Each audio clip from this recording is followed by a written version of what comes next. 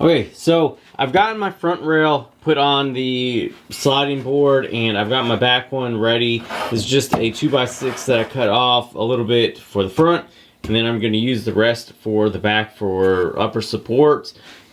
I've also cut this little piece out, and this is for the part that's going to be kind of your little spacer. So you'll have one saw line cut right there, solid wood, and then this is actually going to go in here for all your empty spacing to go in there.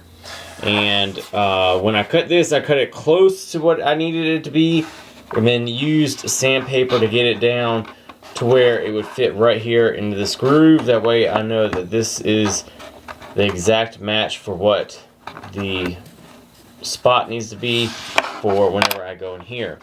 So what I'm going to do is sink 2 screws into my handle right here after I put my dado blade back in, and run the saw line through here.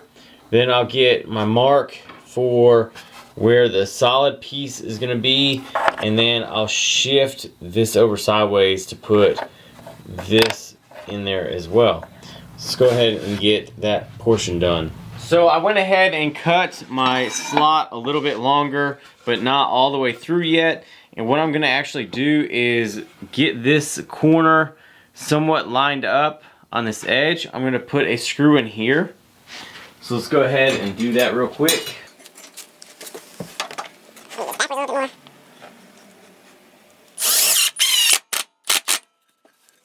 Alright, so now that we've gotten that, we can go ahead and take a square,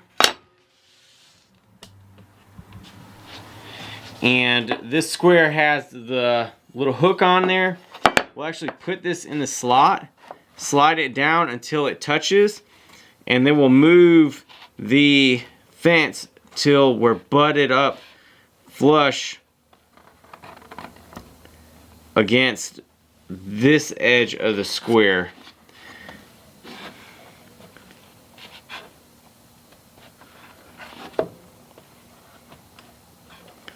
So right there is where I need to be.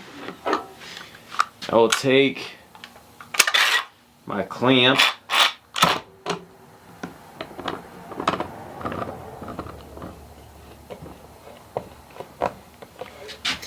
and then I will double check it to make sure that when I'm coming down on that slot, it butts up against it completely.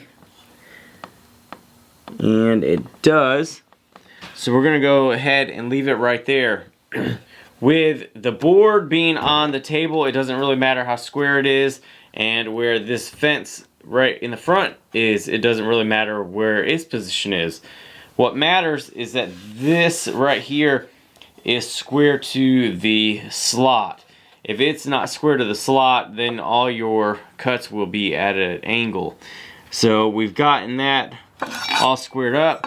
We'll go ahead and flip this over as well and push it up against this corner and just double check to make sure that we're good. So that looks like everything's going to work, and I'm going to go ahead and pop in a couple screws underneath. Alright, so with 2 screws in, I'm going to go ahead and put this back onto the table, and we're going to actually go ahead and make a complete through cut on this back edge. So I'm going to go ahead and raise the blade up and get it so that it is in a cutting range. And where's my little piece at? We're going to only want to do that depth.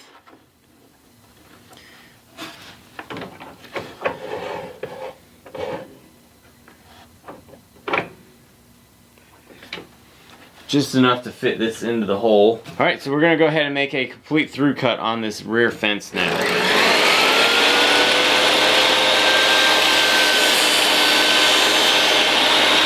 Alright, so now you can see that I do have a cut all the way through, and you can see that it's flush on this corner, and then it's actually out on this corner, which means that the board wasn't exactly square to the blade, but that's okay.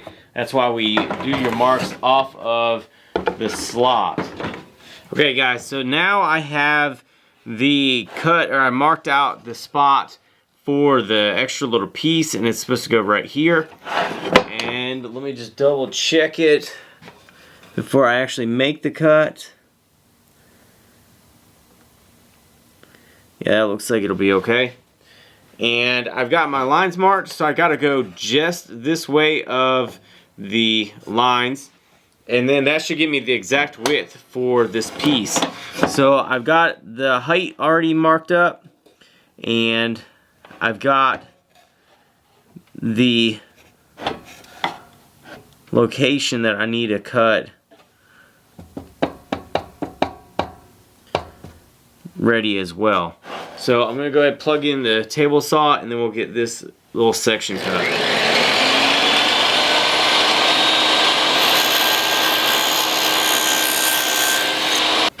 Alright, so now you should have two cuts side by side pretty much, and we're going to put the stud right here in this one, in this little hole right here, and that's what's going to be our mark for when we move it, when we're moving our pieces over and over. So let's go ahead and get this mounted back into the board with this little piece in its current position.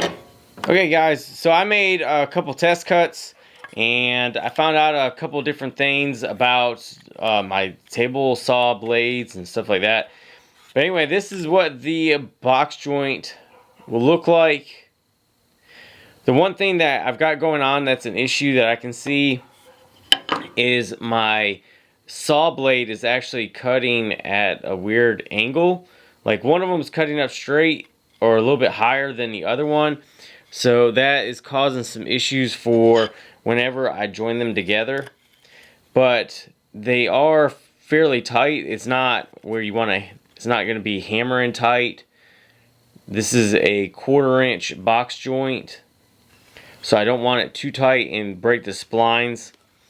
It could probably be a little bit tighter, but the easy fix about that would be just replacing this back rail on this or sliding it down a little bit.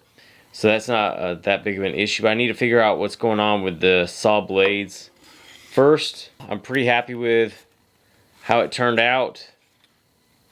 It's not too loose or anything like that. If I put this together in a box, everything would hold in, and if there's any little gaps, it would be filled in by some sawdust. Okay guys, so how do you guys actually get your cuts for your box joint? To begin with, you want to go ahead and take the right side of your piece of wood and actually line it up with the right side of the kerf. So it'll actually be something like that. You make your first cut, and then you actually slide it over to the stud that we put in there. Make your second cut, which is right there. Then you actually take it and slide it up and over onto the piece of wood.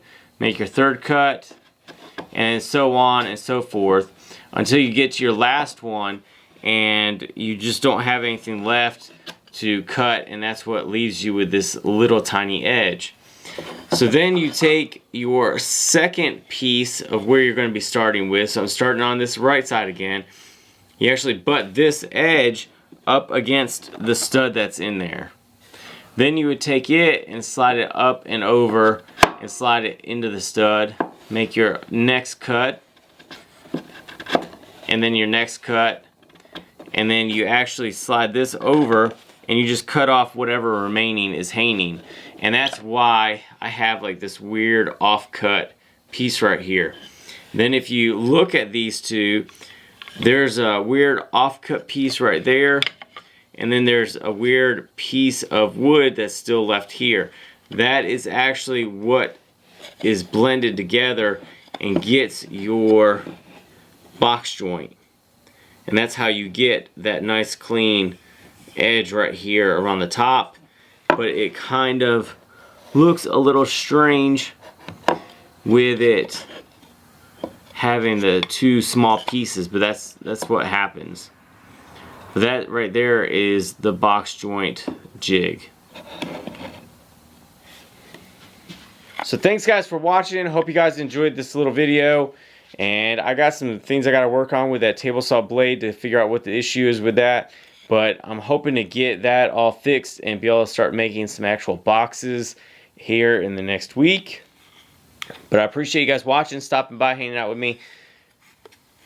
Hit that subscribe button, and we'll see you guys on the next video.